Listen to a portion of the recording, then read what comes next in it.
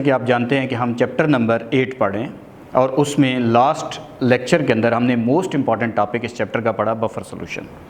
तो नेक्स्ट हमारे पास जो इस चैप्टर का टॉपिक है वो हमारे पास है सॉल्ट हाइड्रोलाइसिस। ये हमें शॉर्ट क्वेश्चन में इसके ऊपर अक्सर क्वेश्चन आते हैं या लॉन्ग क्वेश्चन भी बन सकता है। सॉल्ट हाइड्रोलाइसिस क्या है? लाइसिस का मतलब तो आपको पता है ब्रेकिंग होती है, यानी वाटर के अंदर H और OH बॉन्ड का ब्रेक हो जाना, इस प्रोसेस को हाइड्रोलाइसिस बोलते हैं। तो सॉल्ट हाइड्रोलाइसिस की कुछ डेफिनेशन हम ये कर सकते हैं। Reaction of cation and anions of salt with water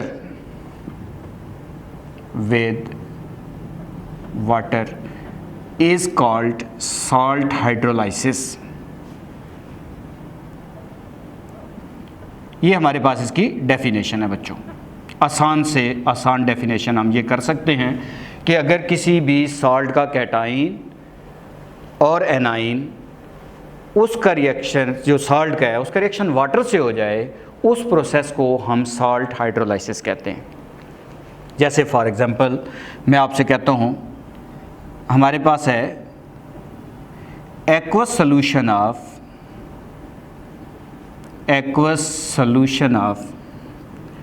NH4Cl। ये बच्चों एसिडिक होता है। Aqueous solution of NaCl, ammonium chloride जो है, aqueous solution of ammonium chloride, ये बेसिकली एसिडिक सॉल्ट है और ये हमारे पास क्या कर देगा, टर्न्स ब्लू लिटमस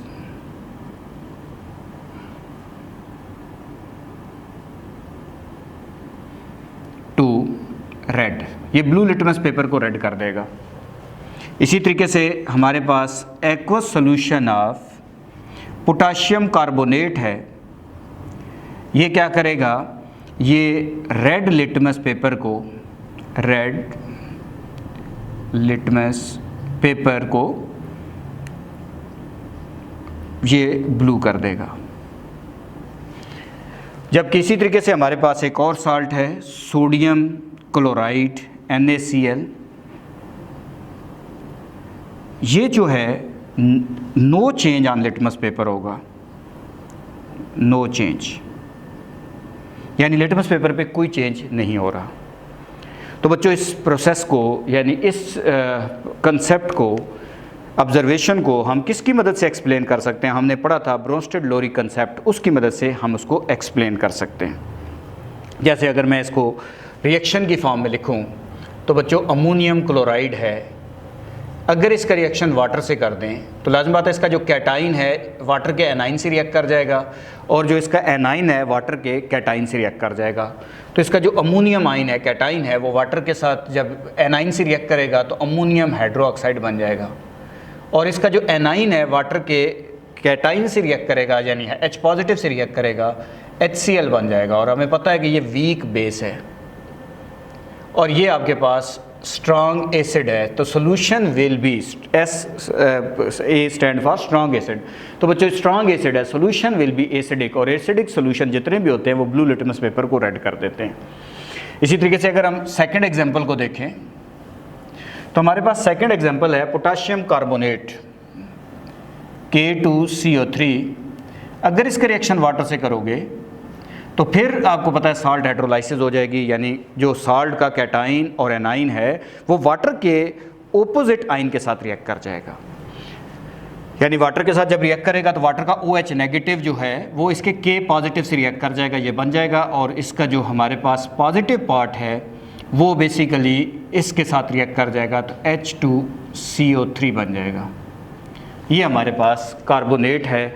बैलेंस करना चाहें तो बच्चों आप इसमें यहाँ पे 2 लगा सकते हैं, और अगर 2 लगाएंगे तो यहाँ पे भी 2 लगा सकते हैं। अगर आप इसको चेक करें तो ये आपके पास इस वक्त स्ट्रॉन्ग बेस है और ये आपके पास वीक एसिड है। ओवरऑल सोल्यूशन विल बी क्या रहेगा, बेसिक। ये सोल्यूशन बेसिक होगा और बेसिक सोल्यूशन क्या करते हैं बच्चों, वो बेसिकली जो हमारे पास है रेड लिटमस पेपर उसको ब्लू कर देते हैं। इसी तरीके से हमें पता है कि जो ऐसे सॉल्ट जो स्ट्रॉन्ग एसिड स्ट्रॉन्ग बेस से बनते हैं वो बेसिकली हाइड्रोलाइज नहीं होते। हाइड्रोलाइज ना होने का मतलब ये है कि वो न्यूट्रल सॉल्ट बना देते हैं। तो ये जैसे ही इससे रिएक्शन करेगा तो NaOH बनाते हैं हम और HCl बनाते हैं, ये हमें पता है। और दोनों ये स्ट्रॉन्ग बेस है, ये स्ट्रॉन्ग एसिड है, सोल्यूशन विल बी न्यूट्रल, तो इसका सोल्यूशन न्यूट्रल रहेगा, इसलिए नो चेंज इन जो है वो लिटमस पेपर आएगा। वैसे हमें इतना पता है कि जितने भी वीक एसिड्स होते हैं, जितने भी वीक एसिड्स होते हैं उनसे बनने वाला जो कॉन्जुगेट बेस होता है वो हमेशा स्ट्रांग होता है। जितने भी वीक एसिड होते हैं उनसे बनने वाला कॉन्जुगेट बेस स्ट्रांग होता है और उनको पानी में डिज़ोल्व करें तो सोल्यूशन बेसिक होता है। जैसे मैं आपसे कहता हूँ कौन कौन से वीक एसिड्स हैं, तो आप कहते हैं हमारे पास है जैसे CH3COOH acetic acid weak acid है। अच्छा, कार्बोनिक एसिड वीक एसिड में आता है, ये आपके पास वीक एसिड है।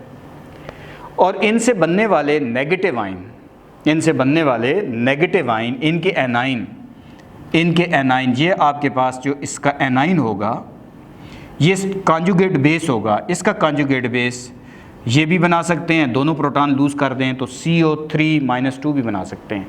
तो ये कॉन्जुगेट बेस हैं इनके, और ये कॉन्जुगेट बेस, ये वीक एसिड है, इनसे बनने वाले ये कॉन्जुगेट बेस स्ट्रांग हैं, कॉन्जुगेट बेस। लेकिन बच्चों ये कॉन्जुगेट बेस इस वक्त स्ट्रॉन्ग कॉन्जुगेट बेस हैं, और स्ट्रॉन्ग कॉन्जुगेट बेस जब भी वाटर में डिज़ोल्व होता है तो जो सोल्यूशन बनता है वो बेसिक बनता है। जैसे मैं आपसे कहता हूँ इसको अगर आप वाटर में डिज़ोल्व कर देते हैं CH3COO नेगेटिव, इसका रिएक्शन वाटर से करते हैं तो वाटर को आप ऐसे लिख सकते हैं, तो ये इसके साथ रिएक्ट करके क्या बना देगा, एसिटिक एसिड बना देगा जो कि वीक एसिड है, और साथ ही OH नेगेटिव लूज़ करेगा। OH नेगेटिव लूज़ हो रहा है, इसलिए ये सोल्यूशन क्या कहलाएगा, ये सोल्यूशन बेसिक कहलाएगा। इसी तरीके से आप बाइकार्बोनेट वाले को भी लिख सकते थे, इसका अगर लिखना चाहें तो इसका भी लिख सकते हैं। जैसे हमारे पास है HCO3-1, इसका रिएक्शन जब वाटर से करेंगे तो ये वाटर से रिएक्शन करके कार्बोनिक एसिड दे देगा, H2CO3 प्लस OH नेगेटिव बन जाएगा। तो इसने भी OH नेगेटिव दे दिया, तो ये भी आपके पास बेसिक सोल्यूशन है। बेसिक सोल्यूशन इस तरीके से फॉर्म हो जाते हैं। इसी तरीके से अगर मैं आपसे कहता हूँ बच्चों ये तो वीक एसिड थे, उनसे जो नेगेटिव आयन बना वो स्ट्रॉन्ग कॉन्जुगेट बेस कहलाता है। अगर मैं आपसे कहूँ वीक बेस आपके पास अगर मौजूद हो, जैसे वीक बेस, वीक बेसिस हमने इस चैप्टर में पढ़े हैं, और वीक बेस हमारे पास है अमोनियम क्लोराइड, ये वीक बेस है, या अल्मुनियम हाइड्रोक्साइड, ये वीक बेस है। अच्छा, जो वीक बेस होता है, जब भी आपको पता है जो हमारे पास वीक बेस है उसका जो कैटाइन है, उससे जो बनने वाला कैटाइन है हमारे पास, जैसे अमोनियम आयन इससे बनेगा कैटाइन, और इससे अल्मुनियम आयन आएगा। वीक बेस से बनने वाला जो बेसिकली हमारे पास कैटाइन होता है वो बेसिकली स्ट्रॉन्ग कॉन्जुगेट एसिड होता है, स्ट्रॉन्ग कॉन्जुगेट एसिड होगा। और अगर स्ट्रॉन्ग कॉन्जुगेट एसिड होगा तो बच्चों ये पानी में डिज़ोल्व होके क्या बना देगा, ये बेसिकली जब पानी में डिज़ोल्व होगा तो ये एसिडिक सोल्यूशन बना देगा। जैसे अमोनियम आयन है बच्चों, अगर मैं इसको वाटर में डिज़ोल्व कर दूं, मैं आपसे कहता हूं इसका रिएक्शन वाटर से कर दें, जब आप इसका रिएक्शन वाटर से करेंगे तो वाटर से डिज़ोल्व होने के बाद ये अमोनियम आयन बना दे, अमोनियम हाइड्रोक्साइड बना देगा, वीक बेस बना देगा, और साथ ही H पॉजिटिव आ जाएंगे। तो ये H पॉजिटिव सोल्यूशन में फ्री हैं, इसलिए ये एसिडिक सोल्यूशन कहलाएगा, इसका सोल्यूशन एसिडिक हो जाएगा। इसी तरीके से अल्मुनियम आयन मौजूद है, ये भी वीक बेस से आ रहा है, वीक बेस से बनने वाला जो कैटाइन है वो बेसिकली स्ट्रॉन्ग कॉन्जुगेट एसिड कहलाता है, इसका सोल्यूशन एसिडिक होगा। जब आप इसको वाटर में डिज़ोल्व करोगे तो ये वाटर में डिज़ोल्व होके अल्मुनियम हाइड्रोक्साइड बना देगा, वीक बेस बना देगा, साथ ही H पॉजिटिव लूज़ कर देगा। बैलेंस करना चाहते हो तो बच्चों आप इसके शुरू में 3 लगा सकते हो। तो ये इस तरीके से प्रोसेस चल रहा होता है। इसके बाद हम इस रिज़ल्ट पे पहुँचे कि जो साल्ट की टाइप्स हैं रिएक्टिविटी विद वाटर के साथ, वो इस बेस पे हम देखें तो साल्ट हमारे पास 4 तरह के होते हैं। ठीक है। सॉल्ट की जो टाइप्स होती हैं वो बेसिकली अगर हम रिएक्टिविटी विद वाटर के साथ देखें तो 4 तरह की सॉल्ट की टाइप्स हैं। तो हमारे पास इसमें टाइप्स में अगर हम आते हैं तो बच्चों इसको शॉर्ट आपने समझना है। पहला पॉइंट ये है, जब भी स्ट्रॉन्ग एसिड, जब भी हमारे पास ऐसा सॉल्ट होगा जो स्ट्रॉन्ग एसिड स्ट्रॉन्ग बेस से बना होगा, वो कभी भी हाइड्रोलाइज नहीं होता। Salt of strong acid and strong base does not hydrolyse. जो salt strong acid strong base होते हैं वो हाइड्रोलाइज नहीं होते। जैसे NaCl है, इसका सोल्यूशन न्यूट्रल होगा, ठीक है। ये स्ट्रॉन्ग एसिड स्ट्रॉन्ग बेस से बनने वाला सॉल्ट है। अगर मैं आपसे कहता हूँ इसी तरीके से, अगर हमारे पास ऐसा सॉल्ट, ये तो स्ट्रॉन्ग एसिड स्ट्रॉन्ग बेस से बना है, ऐसा सॉल्ट जो स्ट्रॉन्ग एसिड और वीक बेस से बने, ऐसा सॉल्ट जो स्ट्रॉन्ग एसिड और वीक बेस से बने वो एसिडिक सॉल्ट होगा।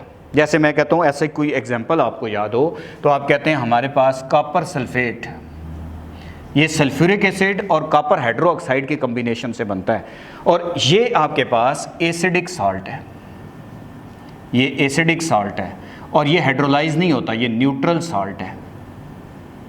इसी तरीके से तीसरा पॉइंट हमारे पास ये आ सकता है कि अगर हमारे पास कोई ऐसा सॉल्ट बनता है जो स्ट्रॉन्ग बेस और वीक एसिड से बनता है, जो स्ट्रॉन्ग बेस और वीक एसिड से बनता है तो वो बेसिक सॉल्ट कहलाएगा। फॉर एग्जांपल हमारे पास है सोडियम कार्बोनेट, ये basically weak acid carbonic acid और स्ट्रॉन्ग बेस सोडियम हाइड्रोक्साइड से मिलकर बना है, इसलिए जब ये हाइड्रोलाइज होगा तो स्ट्रॉन्ग बेस और वीक एसिड बनेगा, इसलिए ये आपके पास बेसिक सॉल्यूशन देगा। इसी तरीके से अगर ऐसा कोई सॉल्ट है जो वीक एसिड वीक बेस से बने, बच्चों ऐसा सॉल्ट जो वीक एसिड वीक बेस, दोनों से वीक एसिड वीक बेस से बने, इस तरह का सॉल्ट न्यूट्रल भी हो सकता है, एसिडिक भी हो सकता है और बेसिक भी हो सकता है। ये डिपेंड करता है value of Ka and Kb पे। अगर Ka की वैल्यू ज़्यादा है Kb से तो वो एसिडिक होगा, अगर Ka की वैल्यू कम है Kb से तो वो बेसिक होगा, अगर बराबर है तो वो इक्वल होगा। लेकिन ये सॉल्ट के अंदर ऑप्शंस होते हैं कि ये तीनों तरह की चीज़ बना सकता है। जैसे अमोनियम नाइट्राइट, ये हमारे पास है जो basically weak acid weak base के कम्बिनेशन से बने, उस सॉल्ट को हम बेसिकली कह सकते हैं ये न्यूट्रल भी हो सकता है, ये एसिडिक भी हो सकता है, ये बेसिक भी हो सकता है। इट्स वैल्यू डिपेंड अपॉन या it's nature depend upon value of Ka and Kb। Neutral भी हो सकता है, ये एसिडिक भी हो सकते हैं इस तरह के सॉल्ट, और ये बेसिक भी हो सकता है। ये डिपेंड करेगा कि हमारे पास इसकी वैल्यू ऑफ Ka या Kb कितनी गिवन है। तो बच्चों क्या समझ आया कि स्ट्रॉन्ग एसिड स्ट्रॉन्ग बेस से बनने वाले सॉल्ट हाइड्रोलाइज नहीं होते, जबकि स्ट्रॉन्ग एसिड वीक बेस से बनने वाले सॉल्ट एसिडिक होते हैं, जबकि स्ट्रॉन्ग बेस और वीक एसिड से बनने वाले सॉल्ट बेसिक होते हैं, जबकि वीक एसिड वीक बेस से बनने वाले सॉल्ट न्यूट्रल होते हैं। या बेसिकली बाज़ केसेस में एसिडिक और बाज़ केसेस में basic, depend upon value of Ka and Kb। तो उम्मीद है कि ये टॉपिक तो आपको अच्छा समझ आ गया होगा। अब हम इसमें नेक्स्ट और चैप्टर का लास्ट टॉपिक, इसके बाद एक्सरसाइज शुरू हो जानी है, लेवलिंग अफेक्ट। बच्चों ये बुक से जब बंदा पढ़ता है ना तो बिल्कुल पल्ले नहीं पड़ता। मैंने देखा है अक्सर बच्चे जब पढ़ लेते हैं तो कहते हैं सर पढ़ा तो है लेकिन समझ नहीं आया। थोड़ा सा ध्यान से बैठें ताकि आपको ये टॉपिक समझ आ जाए। लेवलिंग अफेक्ट क्या होता है? लेवलिंग अफेक्ट थोड़ा सा मैं लिख के एक्सप्लेन करूंगा तो आपको अच्छा समझ आएगा, वैसे मैं समझाता रहूँगा तो शायद आपको ये थोड़ा सा मुश्किल लगेगा। When we use base to check strength of acid, when we use base to check the strength of acid, but base shows that all acids are of equal acidic strength,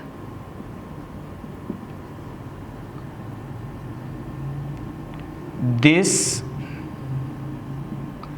inability of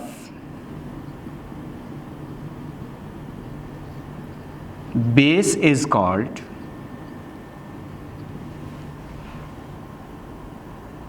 leveling effect.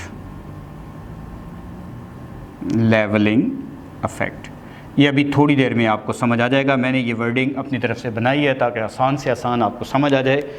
अगर हम base को check करना शुरू कर, अगर हम base को use करें, if we use base to check the strength of acid, but base show that all the acids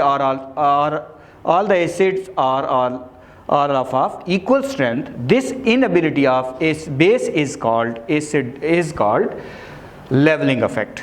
For example, एक एग्जांपल देखते हैं। हमारे पास है, सपोज करें HI, इसका रिएक्शन हम water as a base use कर रहे हैं, इसमें ये बेस का काम कर रहा है। जब इससे रिएक्शन करता है हाइड्रोनियम आयन बनता है और साथ ही कॉन्जुगेट बेस बन जाता है। HCl यूज़ करते हैं वाटर के साथ, ये इसके साथ रिएक्शन करता है, हाइड्रोनियम आयन देता है और साथ क्लोराइड आयन बन जाता है। HBr यूज़ करते हैं वाटर के साथ और ये हाइड्रोनियम आयन देगा, साथ ब्रोमाइड आयन देगा। HNO3 यूज़ कर लेते हैं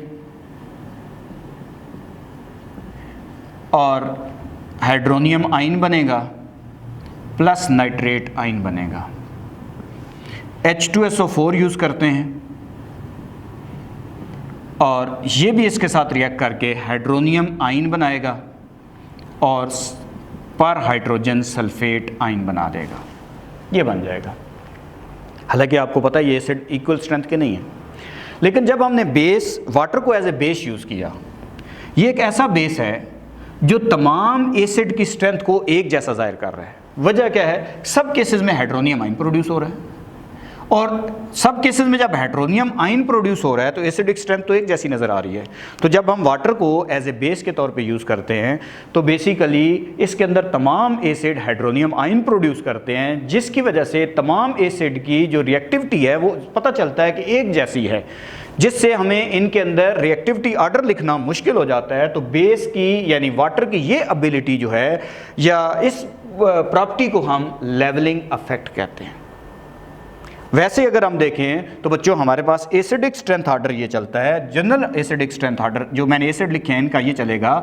HI स्ट्रॉन्ग एसिड है HBr से, और ये HBr स्ट्रॉन्ग एसिड है HCl से, और ये स्ट्रॉन्ग एसिड है बच्चों हमारे पास अगर हम देखें तो हमारे पास H2SO4 से, और ये स्ट्रॉन्ग एसिड है एज़ कंपेयर टू HNO3 से। तो हमारे पास तो ऑर्डर कुछ इस तरह चल रहा है, जबकि इसने क्या किया, इसने तमाम एसिड की स्ट्रेंथ को एक जैसा जाहिर कर दिया। This inability of base is called levelling effect. लेकिन अगर इस जगह पे बच्चों मैं एसिटिक एसिड यूज़ कर लूँ, इस जगह पे बेस की जगह एसिटिक एसिड यूज़ कर लूँ, तो इनमें से वो एसिड जो जल्दी प्रोटॉन लूज करेगा, उसकी जल्दी प्रोटोनेशन करेगा, वो रिएक्टिव ज़्यादा होगा। तो इसलिए जब हम acetic acid as a base use करते हैं तो वो इन तमाम एसिड की स्ट्रेंथ एक जैसी ज़ाहिर नहीं करता, बल्कि वो उसमें सबसे जल्दी प्रोटोनेशन ये करता है, सबसे स्लोली जो प्रोटोनेशन है वो नाइट्रिक एसिड करता है। तो कंपैरिजन में पता चला कि इनमें HI स्ट्रॉन्ग एसिड है। अगर हम जैसे सपोज करें मैं आपसे कहता कि बच्चों आप इसका रिएक्शन लिख देते, एसिटिक एसिड ये बेस का काम कर रहा है, इस वक्त ये बेस का काम करता है सपोज करते हैं, क्योंकि आपको पता है स्ट्रॉन्ग एसिड आ जाए तो दूसरा जो एसिड वीक एसिड होता है वो बेस का काम करना शुरू कर देता है। इसमें हमने HI डाल दिया तो ये इसके साथ रिएक्ट करेगा और ये प्रोडक्ट बना देगा CH3C डबल बॉन्ड O, फिर O, इधर भी हाइड्रोजन लगा हुआ है इसके साथ, इस पे पॉजिटिव चार्ज आ जाएगा, ये चीज़ बन जाएगी प्लस I नेगेटिव बन जाएगा। तो लेकिन इसकी ये सबसे जल्दी प्रोटोनेशन इसकी कर देगा और सबसे स्लोली जो प्रोटोनेशन करेगा उसमें नाइट्रिक एसिड करेगा। तो इसने तमाम एसिड के स्ट्रेंथ को एक जैसा जाहिर नहीं किया। तो बच्चों उम्मीद है कि चैप्टर आपको अच्छा समझ आया होगा। तो चैप्टर क्लोज हो गया, अब हम इसके बाद